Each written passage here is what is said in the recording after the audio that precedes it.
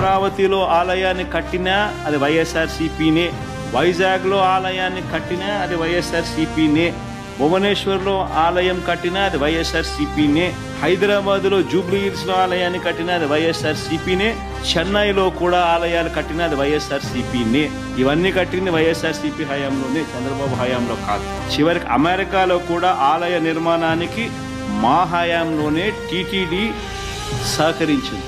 స్వామివారి దర్శనానికి వచ్చే భక్తులకు సేవలు అందిస్తా ఉన్న ఉద్యోగులకు మరింత తోడుగా నిలిచేందుకు 9,000 మంది ఉద్యోగులకు ఇళ్ల పట్టాలు ఇచ్చింది కూడా వైఎస్ఆర్సీపీ ప్రభుత్వమే. వైఎస్ఆర్సీపీ ప్రభుత్వం వచ్చిన తర్వాతే నవనీత సేవ మొదలుపెట్టాం. దీనికోసం స్వచ్ఛమైన నెయ్యి తయారీకి కొండ మీద ప్రత్యేక గోశాలను కూడా పెట్టాం. శ్రీవారి ఆలయంలో అర్చకుల జీతాలు రెట్టింపు చేశాం. మతాధిపతులందరితో కూడా విద్వత్ సదస్సులు నిర్వహించింది కూడా మేమే. ఏ రకంగా చూసుకున్నా కూడా ఏదైనా మంచి జరిగింది అని అంటే అది జరిగింది వైఎస్ఆర్సీపీ ప్రభుత్వ హయాంలోనే అని చెప్పడానికి ఇవన్నీ కూడా ఎగ్జాంపుల్స్.